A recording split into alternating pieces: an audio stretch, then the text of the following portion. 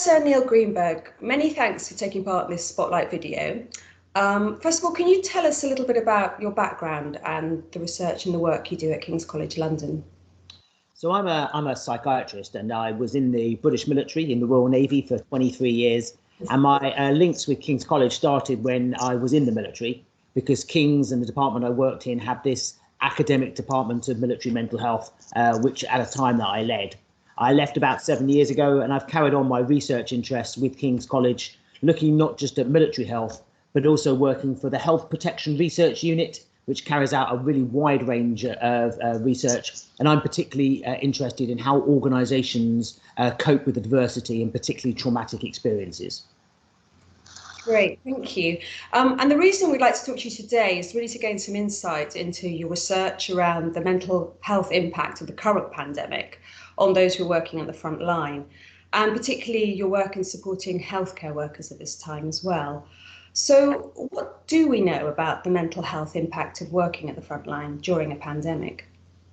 So actually, we've carried out a number of studies through the Health Protection Research Unit, looking, I would say, at pretty small scale infections such as SARS and MERS that have gone on over the past 15 or so years.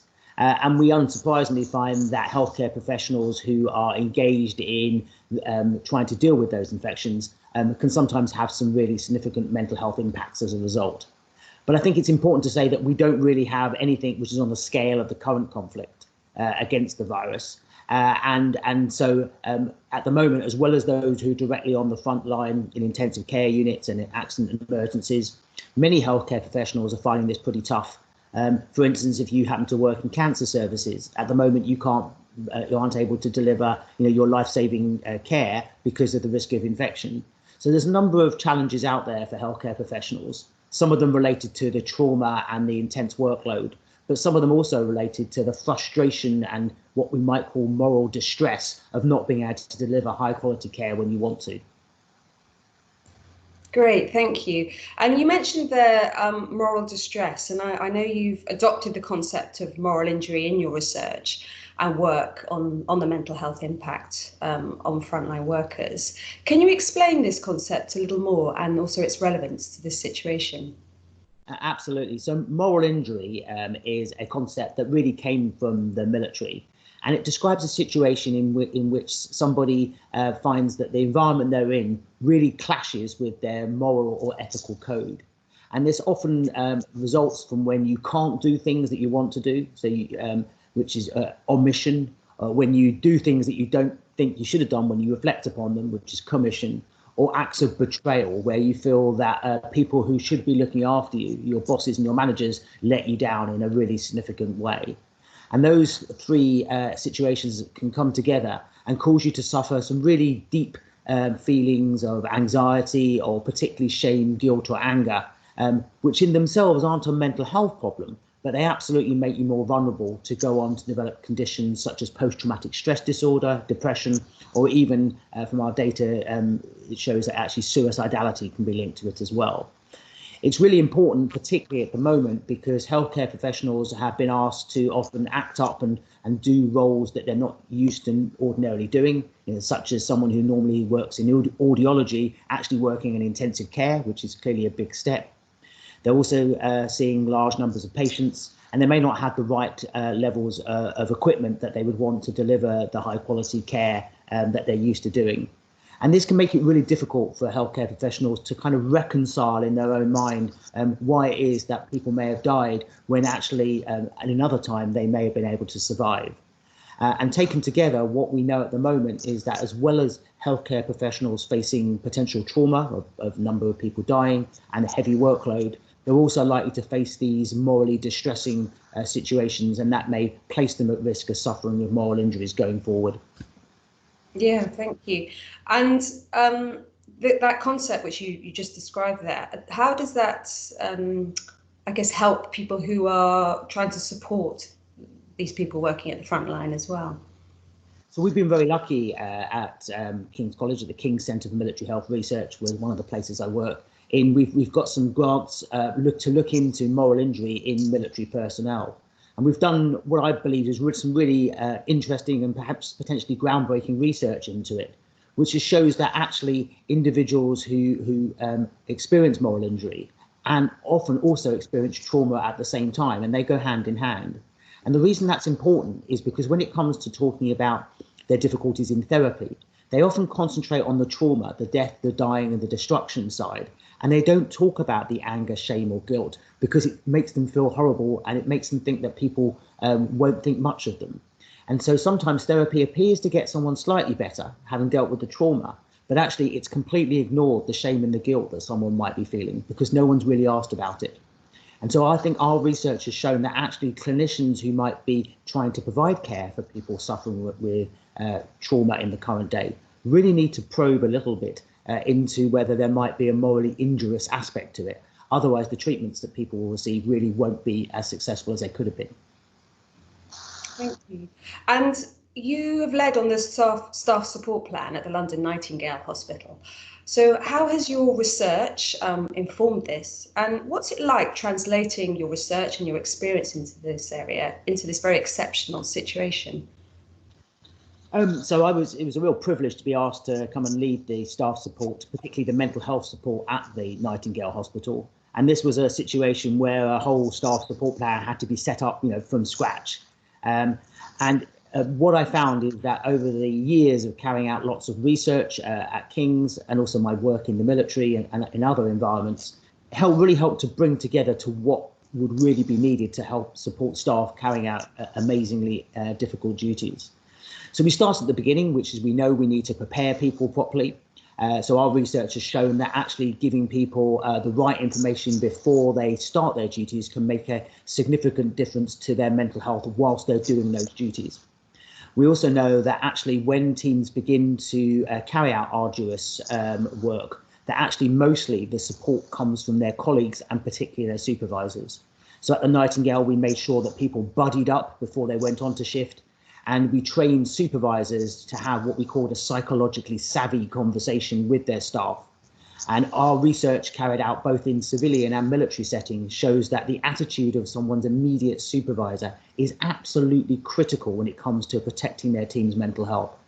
And so it was a real pleasure to be able to use that research data to design and implement a supervisor training package at the Nightingale. We also know that actually people really value peer support. At King's, we've evaluated a peer support system called TRIM, Trauma Risk Management, and carried out more than 10 studies into that, including a randomized controlled trial. TRIM's used by some elements of the healthcare service and also by the emergency services in the military and lots of other organisations.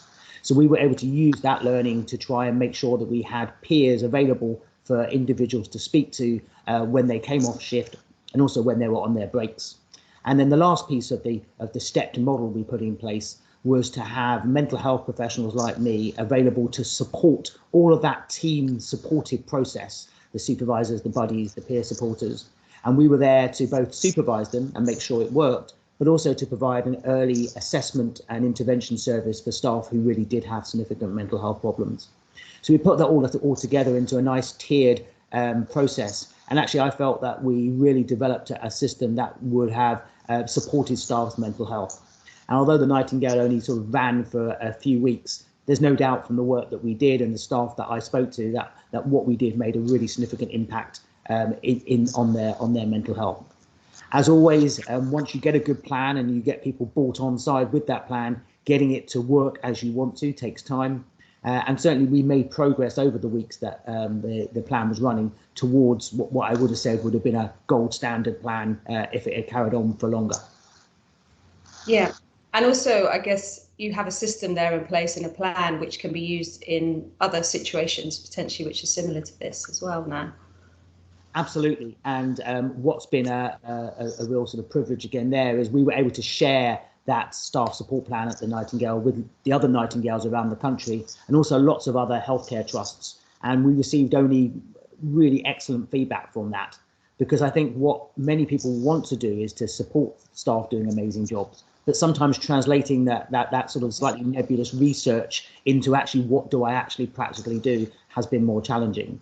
I've been able to work with the NHS, it's called Our NHS People, who are supporting NHS staff across the whole of England.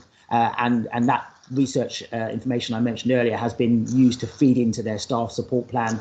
And I've also helped, actually design the Royal College of Psychiatrists recovery plan, which has now been published on the Royal College's website. And I'm working with NHS England to try and help them use the evidence that we know exists to properly protect the mental health of NHS staff as they begin to recover into whatever the new normal is. Thank you. And I know there's a lot of research which King's College London are involved in this area at the moment. And one of the big projects being NHS Check, which aims to evaluate staff support programmes like we were talking about, and also ensure staff experiences are heard, which is really important. Can you tell us why this study and other studies are so important, and how they will help health workers during this pandemic, but also in the future as well? So in the years that I've been at King's, the King's Centre for Military Health Research has established a really high quality cohort of military personnel back when the Iraq War started in 2003. And we've been able to follow those staff up over time in numerous waves of research. And from that, we have really found out an awful lot of useful information about the real impact of being in the military and going on deployment on staff's mental health. Now, if you look at the NHS as a whole, there are plenty of studies looking at the mental health of NHS workers, but they're often cross-sectional studies, and it's often hard to actually make sense of that, of the information that you hear, because of its cross-sectional nature. What we very much hope with NHS Check is to properly be able to look at what the impact of the COVID-19 crisis has been on staff, both right now, but also going forward. That's really important, because if you've got a good longitudinal study, then you are able to track what the impact is of interventions and alterations in our environment over time. So, for instance, if we want to know in a few months' time whether staff are affected perhaps by a second wave, if that were to happen, we've already got a baseline about how staff are right now.